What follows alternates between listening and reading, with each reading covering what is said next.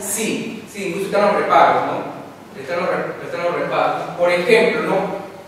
Hay una tasa de depreciación, por ejemplo, de 5% en inmuebles. Tú contablemente puedes ser el 20%. Entonces están las diferencias temporales, ¿no? Entonces 15 los reparos en la DFJ anual, ¿no?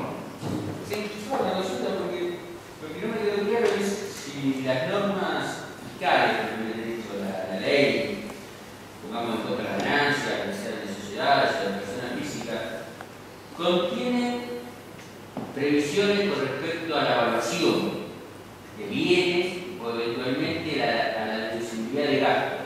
Es decir, que se indiquen taxativamente qué es un gasto o eventualmente, si no es un gasto, sería un activo, algo que va a haber que luego por vía amortización o una artilugia de esa forma deducir en un balance impositivo. Me da la sensación que en Perú la legislación no contiene todo ese tipo de previsión. Por eso es que se utiliza supletoriamente la contabilidad. Claro, por ejemplo, en el artículo 37 de la ley de impuesto a la renta se señala que hay varios gastos y el principio de necesidad, ¿no? Pero recuerda, por ejemplo, que a nivel contable hay gastos que están asociados a su ocurrencia, por ejemplo, un botiquín. Hay gastos que están asociados a ingresos. Por ejemplo, yo pago una publicidad que va a ser para el 2013. Yo he hecho el desembolso, pero el gasto no es el 2012, es para el 2013. ¿Qué gastos que ocurren justo por una asignación sistemática en el tiempo, la depreciación? Pero esa forma de gasto no está contemplada en la ley de impuesto a la renta. No sé de Argentina si llega ese detalle, pero en este caso hay que aplicar la norma del Programa Conceptual de las NIF, ¿no? Esta precisión no la tiene el código, por ejemplo, la declaración peruana, pero sí los gastos. Pero cuando gastos estamos ante un activo, no te dice la norma cuándo estamos, ¿no? Porque incluso tiene su propia dinámica, por ejemplo, en el caso de una mejora. Por ejemplo, un caso, me pasó justo que me puede comprar un departamento, pero yo tengo un camión y muchas veces tiene una parte frontal que le ponen mínimamente, una frente, que sirve para que el aire no choque y se deslice. El implementarlo esto en mi vehículo, ¿no? ¿Es gasto o es un activo? ¿No? El tema es activo. ¿Y por qué? Porque eso hace que el carro, ¿no? La resistencia sea menor, entonces gaste menos combustible. Entonces eso aumenta la operatividad del vehículo. Esto es un activo, no puede ser un gasto. Bueno, como sé, en la Oficina de Compromiso está reglamentado en el decreto reglamentario de la ley y establece un porcentaje con relación al valor residual del vehículo. Si supera el 20%, lo que se le está adicionando, en este caso físicamente, a lo bien, se va a considerar que es un activo. Entonces después va a ir vía amortización por los años que le quede de amortización al bien. Si no supera el 20%, por lo que ustedes dijeron, bueno, es un gasto deducible del ejercicio que se realiza. Y dime, ¿tiene un periodo, por ejemplo, de durabilidad de esa mejora? Sí, el periodo de durabilidad de la mejora es el total de vida útil, digamos, que le falta bien. Supongamos, a mí le faltase 3 años, esa mejora se va a amortizar en 3 años. Si a mí le faltase 8 años, esa mejora se va a amortizar en los 8 años que faltan. No sé si me explico, es decir, cuando se trata con mejoras, hay algunas discusiones, por ejemplo, ha habido hace poco tiempo una gran discusión entre las empresas informáticas con respecto a la amortización de la fibra óptica, la cantidad de años. Y todo esto se zanjó en el Tribunal Fiscal en base a pericias que se realizaron porque las empresas decían que se amortizaban 10 años y creo que la administración fiscal administraba 20 años o 25 años. Y creo que fue una pericia y se demostró que técnicamente esa fibra óptica tenía una amortización de 25 o 30 años. Lo que sucede es que también se contempló la cuestión tecnológica. Entonces, bueno, ahí se combinó un poco la cuestión y creo que terminó amortizándose en 15 años. Es decir, porque se va a perder competitividad tecnológica. Pero digo el tiempo, porque una vez, por ejemplo, un activo en el Perú debe ser más de 1.000 euros. Y justo la NIF dice que la NIF dice que el bien debe durar más o menos un periodo.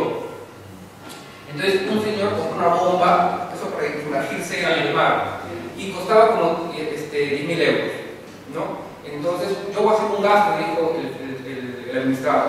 Pero aquí está, no, esto es un activo, porque cuesta más de 1.000 euros. Pero entonces, ante ese sentido, tengo que ver la NIF, ¿no? 16. Dicen para que un activo sea tal, debe durar más de un periodo, independiente del monto. Entonces, ahí supletoriamente se tuvo que tirar NIF, en todo caso. Si Argentina está superado ese punto, me parece muy bien. Pero, por ejemplo, el de Benco, no sé qué tanto sea ese punto, ¿no? En el mercado está específicamente la ley contra las ganancias en un artículo. El artículo 18 es bastante claro al respecto. Es decir, más que todo, establece distintas categorías de impuesto a las ganancias. Entonces, la categoría de impuesto a las ganancias dice que, bueno, va por el devengado y establece cuándo hay devengado. Y si no, es percibido. Después tiene algunas excepciones en relación a cuando se considera los dividendos, etc. Es decir, es bastante casuística, es decir, viene con bastante antecedentes al respecto, entonces va tomando un punto. Quizás en la, no sé, pero me llama la atención que por ahí no lo hayan, digamos, ya ese tema calcado en el debate. Es que también muchos impuestos también, ¿no?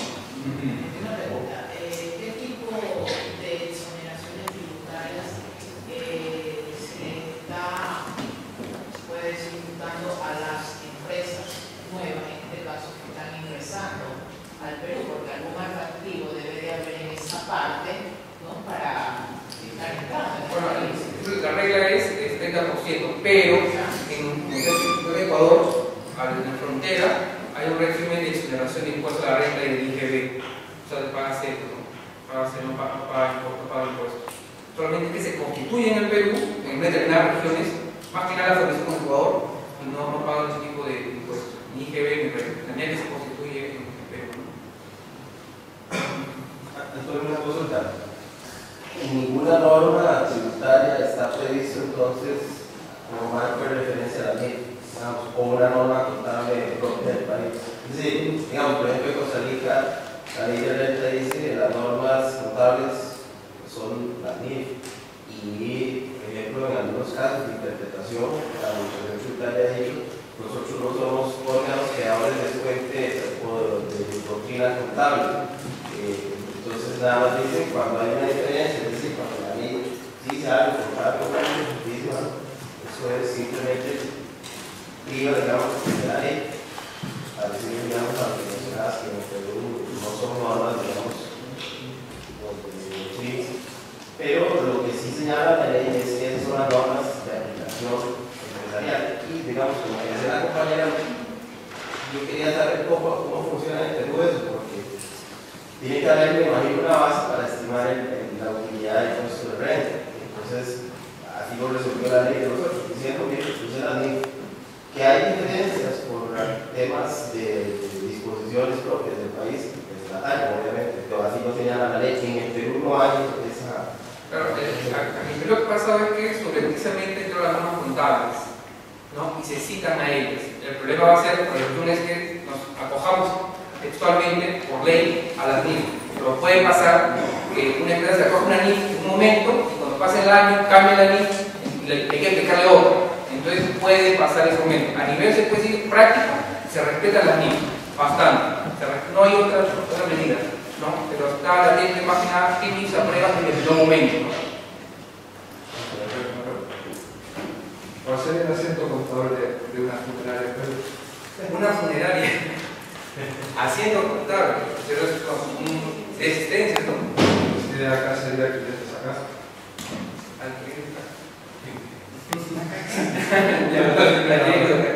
Sería como más clientes a la casa, claro. mejor para la funeraria. ¿No? Sería la existencia. Vamos a usar clientes a casa. ¿Alguna pregunta más?